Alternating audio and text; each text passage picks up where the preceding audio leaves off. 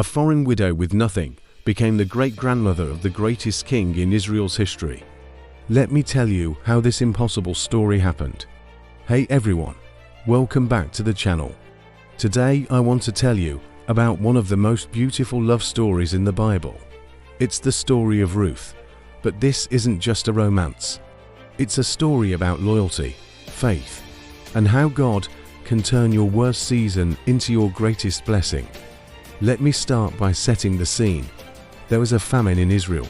A man named Elimelech decided to take his wife Naomi and their 2 sons to the country of Moab to find food.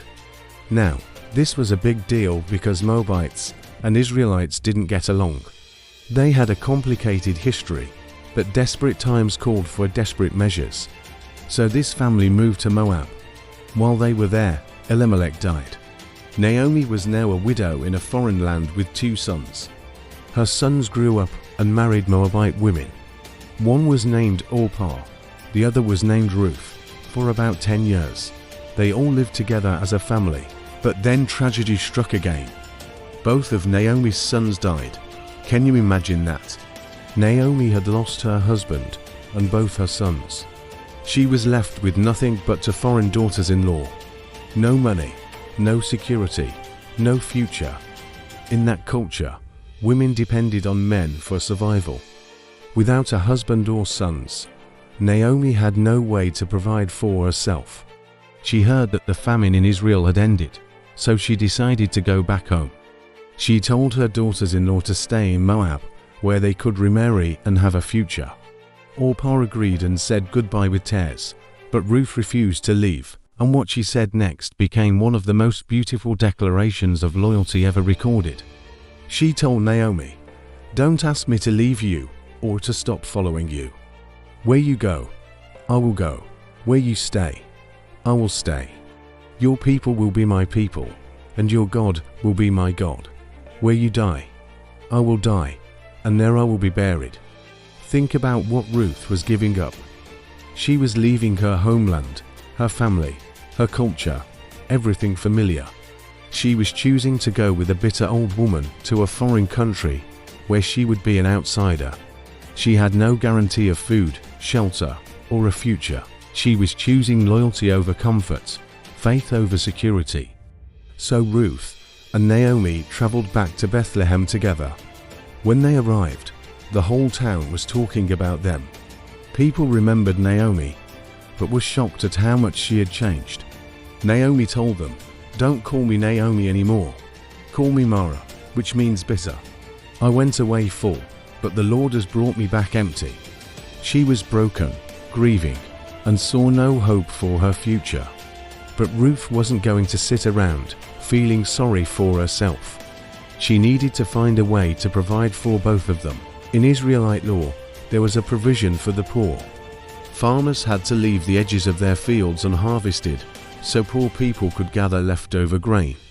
This was called gleaning. It was hard, back-breaking work, and it was dangerous for a young woman alone. But Ruth went out to the fields anyway. She happened to end up in a field owned by a man named Boaz. Now, this wasn't really a coincidence. Boaz was a relative of Naomi's dead husband. He was wealthy, respected, and a good man. When Boaz came to check on his workers, he noticed Ruth. He asked who she was. His workers told him she was the Moabite woman who came back with Naomi. They said she had been working hard all day with hardly any rest. Boaz was impressed. He went over to Ruth and told her to stay in his fields, where she would be safe.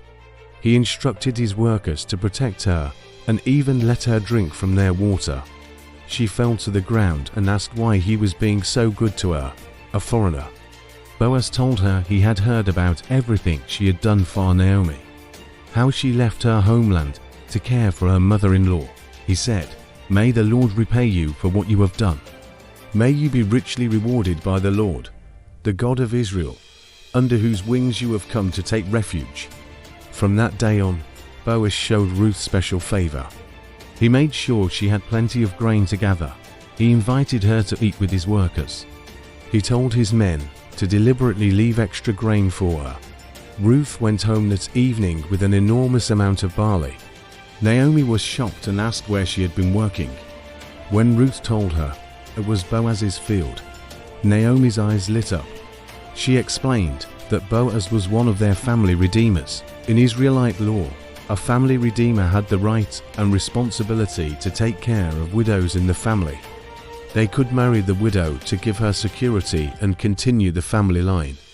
Naomi saw hope for the first time since losing everything. She came up with a plan. After the harvest season ended, there would be a celebration at the threshing floor. Naomi told Ruth to put on her best clothes and go to Boaz at night. She was to wait until he finished eating and drinking, then go lie down at his feet. This wasn't anything inappropriate. It was a cultural way of asking someone to fulfill their duty as a family redeemer. Ruth trusted Naomi and did exactly as she said. That night, Boaz woke up startled to find Ruth lying at his feet. She told him, "I am Ruth, your servant. Spread the corner of your garment over me, since you are a family redeemer." This was her way of asking him to marry her and take responsibility for her and Naomi. Boaz was deeply moved. He told her, "The Lord bless you, my daughter. This kindness is greater than that which you showed earlier. You have not run after the younger men, whether rich or poor." You see, Ruth could have gone after any young man in town, but she chose to honor Naomi and follow the proper custom. Boaz promised to do everything he could to marry her. But there was one problem. There was another relative who was technically first in line as the family redeemer. Boaz had to give that man the option first. The next morning, Boaz went to the town gate where business was conducted. He gathered the elders and called for the other relative. He explained that Naomi was selling the land that belonged to Elimelech. The relative said he would buy it to keep it in the family. But then Boaz added something important. He said, "When you buy the land, you also acquire Ruth the Moabite to maintain the name of the dead with his property." Suddenly, the other relative backed out. Taking on Ruth meant his own inheritance would be complicated. He told Boaz, "You redeem it yourself. I cannot do it." Boaz didn't hesitate. In front of all the elders, he declared he would buy the property and marry Ruth. The elders and all the people at the gate blessed them. They said, "May the Lord make the woman who is coming into your home Rachel and Leah, who together built up the family of Israel." So Boaz and Ruth got married. This foreign widow who had nothing suddenly had everything. A home, security, respect, and love. But the story gets even better. Ruth became pregnant and gave birth to a son. The women of the town told Naomi, "Praise be to the Lord, who this day has not left you without a family redeemer. Your daughter-in-law, who loves you and who is better to you than 7 sons, has given him birth." Naomi took the baby and cared for him. The neighbors said, "Naomi has a son." They named him Obed. Now here's where it gets really incredible. Obed grew up and had a son named Jesse. And Jesse had a son named David. David became the greatest king Israel ever had. And centuries later, Jesus Christ himself was born from this family line. That means Ruth, the foreign widow with nothing, became the great-grandmother of King David and an ancestor of Jesus. Let that sink in for a moment. God took a woman who had every reason to give up and wove her story into the most important family line in history. This story teaches us so much. It shows us that loyalty matters. Ruth's commitment to Naomi opened doors she never could have imagined. It shows us that hard work matters. Ruth didn't wait for someone to rescue her. She went out and worked in the fields. Boaz noticed Ruth not because she was scheming or manipulating, but because she was faithful and kind. And most importantly, it shows us that God can redeem any situation. Naomi thought her story was over. She came home empty and bitter. But God was writing a bigger story than she could see. Ruth had no idea that her simple choice to stay loyal would lead to her becoming part of the lineage of kings and ultimately the Messiah. Sometimes we're in seasons where everything seems lost, where we feel like Naomi, calling ourselves bitter because life has been so hard. Or we feel like Ruth, choosing faithfulness even when we can't see how it will work out. But God specializes in taking our worst seasons and turning them into something beautiful. He sees the loyalty when no one else notices. He honors the hard work when it seems pointless. He rewards the faith when it looks foolish.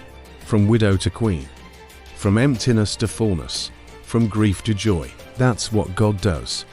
Thanks for watching. I'll see you in the next video.